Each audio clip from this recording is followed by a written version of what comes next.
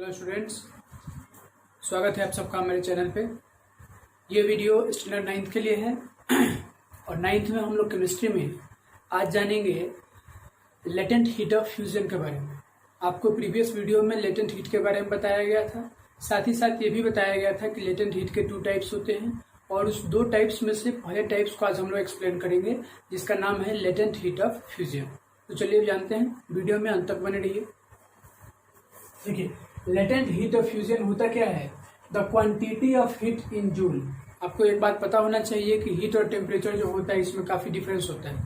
ठीक है, हीट जो होता है एनर्जी का एक फॉर्मेशन होता है और टेम्परेचर जो होता है जो लगातार आप किसी सबस्टांस को उसके स्टेट को चेंज करने के लिए जो आप प्रोवाइड कर रहे हैं वो होता है। तो टेम्परेचर जो आप देते हैं वो एक्चुअली वो सबस्टांस हीट एनर्जी के तौर पे उसको एब्जॉर्ब करता है। कोई डाउट नहीं होना चाहिए। तो लेटेंट हीट ऑफ फ्यूजन होता क्या है? The quantity of heat in joule, यानी हीट का एक क्वांटिटी होता है किसमें? जूल में। The quantity of heat in joule, यानी हीट का ये एक क्वांटिटी होता है, एक मात्रा होता है जूल में। चूंकि हीट जो है वो एनर्जी का एक फॉर्म है, तो एनर्जी का ऐसे में यूनिट होता क्या है? जूल होता है। यानी हीट एनर्जी का ये मैग्नीट्यूड है जूल में। और कौन सा मैग्नीट्यूड है? Required to convert 1 kg of solid to liquid without any change in temperature. अगर 1 kg आपके पास सॉलिड है, सिंपल वर्ड्स में समझिए इसको, अगर 1 kg आपके पास सॉलिड है, उस 1 kg सॉलिड को अगर आप चाहते हैं कि इसको हम लोग मेल्ट कर दें, पिघला दें, तो उस 1 kg सॉलिड को मेल्ट करने के लिए, पिघलाने के लिए जो हीट एनर्जी आप उसको दीजिएगा, जितना जूल ऑफ एनर्जी उसको दीजिएगा, उतना ही जूल ऑफ एनर्जी को हम लोग क्या बोलेंगे? उसका लेटेंट हीट ऑफ फ्यूजन बोलेंगे।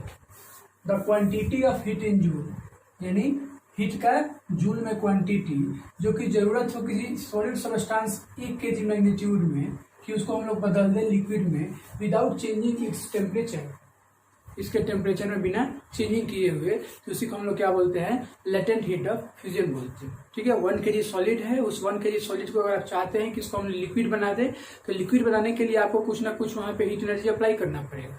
तो 1 kg सॉलिड को अगर आप चाहते हैं कि मेल्ट कर दें और मेल्ट करके इसको लिक्विड बना दें, तो आप जो भी टेम्परेचर उसको दीजिएगा हीट एनर्जी के रूप में, उसी को हम लोग बोलेंगे latent heat of fusion.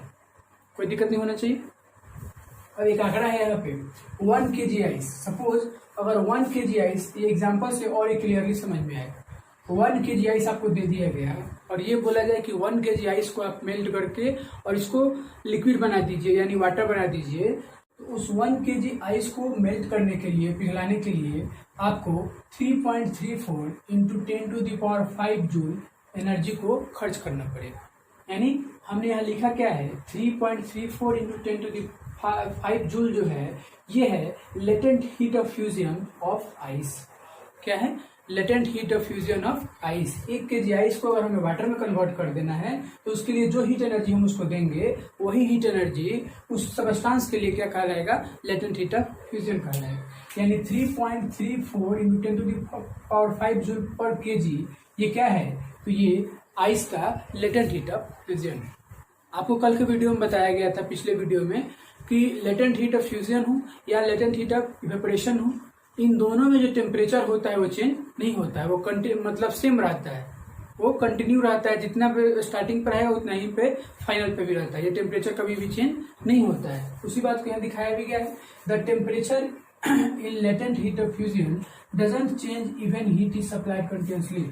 Heat को आप कंटिन्यू सप्लाई कर रहे हैं, किसी सबस्टांस के स्टेट को बदलने में आप हीट को कंटिन्यू सप्लाई कर रहे हैं, तो इससे ऐसा नहीं होगा कि उस सबस्टांस का जो टेम्परेचर हो जाएगा वो चेंज हो जाएगा। लेटेंट हीट में कभी भी टेम्परेचर चेंज नहीं होता है, क्योंकि ये हिडन हीट होता है, छुपा हुआ, ये गुप्त ऊष्मा जिसको हम लोग बोलते हैं हिडन हीट होता है, तो ये कभी चेंज होने वाला नहीं है। इन दोनों पॉइंट्स पे कोई दिक्कत नहीं होना चाहिए, इस पे भी नहीं होना चाहिए।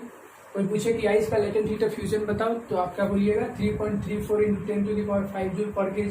कोई ये बोले कि आइस का जो लेटेंट हीट ऑफ फ्यूजन है वो है 3.34 इंटू 10⁵ जूल पर kg, इसका मीनिंग बताओ, तो आपका एक्सप्लेनेशन ये होना चाहिए कि 1 kg आइस को वाटर में कन्वर्ट करने के लिए हमें 3.34 इंटू 10⁵ जूल एनर्जी हीट के रूप में देना पड़ेगा, तब जाके अपने स्टेट को चेंज करेगा। और जो हीट एनर्जी हमने उसको दिया है, उसी हीट एनर्जी को हम लोग बोलेंगे लेटेंट हीट ऑफ फ्यूजन। कोई दिक्कत नहीं। Next, when a liquid freezes to form a solid and equal amount of heat is given out. ये तो कल के वीडियो में बताया गया था, आज भी मैंने बताया कि अगर किसी लिक्विड को आप फ्रीज करके कूल करके और सॉलिड में बदल रहे हैं, किसी लिक्विड को फ्रीज करके यानी ठंडा करके और उसको सॉलिड में बदल रहे हैं, सॉलिड में बदलने के दौरान आप क्या देखिएगा, an equal amount of heat is given out, कि बराबर मात्रा में जो हीट है वहां पे गिवन आउट होता है। फिर समझिए, देखिए लिक्विड को फ्रीज करके सॉलिड बनाइएगा और सॉलिड को मेल्ट करके लिक्विड बनाइएगा, तो इस प्रोसेस में जितना हीट यहाँ पे गिवन आउट होगा उतना ही हीट उसमें एब्जॉर्ब हो जाएगा, उतना ही हीट उसमें एब्जॉर्ब हो जाएगा। मतलब क्या है कहने का कि लिक्विड को आपने बना दिया सॉलिड, तो लिक्विड को सॉलिड बनाने में जितना हीट गिवन आउट होगा, सॉलिड को लिक्विड बनाने में उतना ही हीट एब्जॉर्ब होगा। तो ये कभी भी चेंज नहीं होता है। तो ये जो नोट है इसको भी थोड़ा ध्यान से समझिएगा। इस वीडियो में फिलहाल इतना ही, छोटा छोटा वीडियो है, बहुत अच्छे से समझिए, एकदम बारीकी समझिए। कोई भी दिक्कत होता है तो कमेंट बॉक्स में कमेंट जरूर कीजिए। इस डेफिनेशंस को, इस आंकड़े को, इस नोट्स को अच्छे से नोट डाउन कीजिए और फेयर कॉपी में अच्छे से सबमिट करके और शाम के टाइम में जमा कीजिए। मिलता है नेक्स्ट वीडियो में कुछ नया लेके, यानी इसके next type latent heat up evaporation को लेके। तब तक आप घर पे रहिए, सेफ रहिए। धन्यवाद, जय हिंद।